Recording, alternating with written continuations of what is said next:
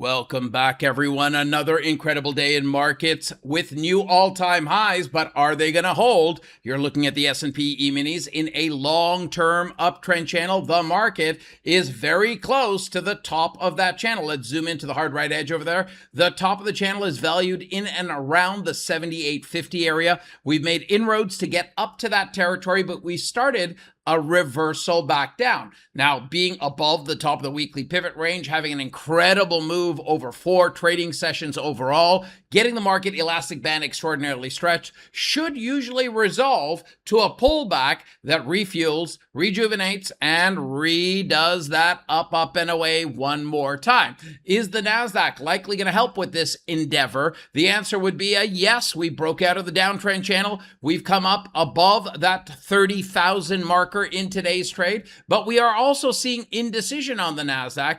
Is this a bad thing? No, a pullback to refresh, refuel, rejuvenate that takes us down to the lower 29,600s to lower 29,500s, and then a bounce from there would not be off base. We certainly do have a very overextended market and no more geopolitical positives really coming into play. That's already baked into the cake. We've seen oil come down dramatically.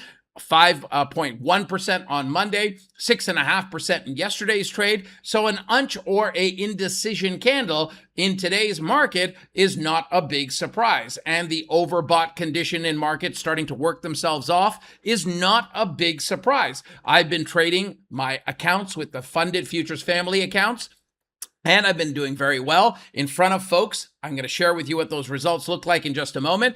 We can see over here on a 4-hour chart, we're starting to see a weakening of the buy signal state. When we move over to the 1-hour chart, the buy signal state's weakened even further. We're getting very close to an area where we can drop below and come down, get that bullish fuel filled right back up, and try to bounce again. But it's a process, and we are in a sell signal state on a 5-minute chart and a 1-minute chart as we move into that last hour of trade today. Now, I've been trading my FFF accounts today in front of folks live, was able to gross over $440 trading micros in front of folks this market morning for an overall gross in all of my accounts of just under $2,000. If you want to learn how to take advantage of these types of trading tools, tactics, and of course have the right accounts to make the best decisions out there, well, I want to share with you an incredible deal that you have right in front of you right now to take advantage of. Go to fundedfuturesfamily.com. You can see the link up over there. Once you've logged in, if you don't have an account, set up an account.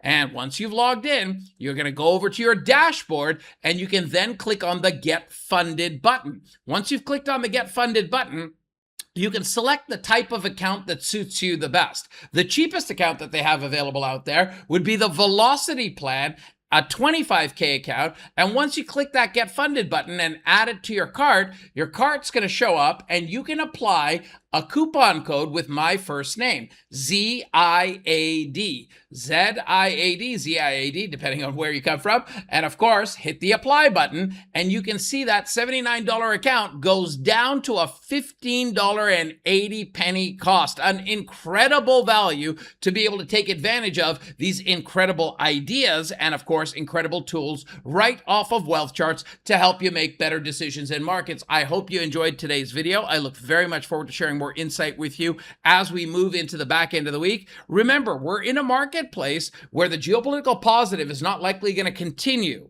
We've seen that geopolitical positive come into play with oil coming down dramatically over the last couple of days, but we do have some changes in the currency markets that have popped gold and silver up dramatically, and I've shared that insight with you at the beginning of the week that this is the week where we're likely going to see gold and silver rise, and you've got it in today's trade with both gold and silver up over 4.5%. So there's lots of trading fodder out there. Is the equity market at large and the major indices likely going to make significantly higher highs? Probably not, but a pullback and then a bounce back up is again the more likely outcome. I hope you enjoyed the video and good luck on your FFF accounts. Looking forward to seeing you live in the rooms tomorrow morning. Have an incredible rest of your trading day and stay safe out there. Bye for now.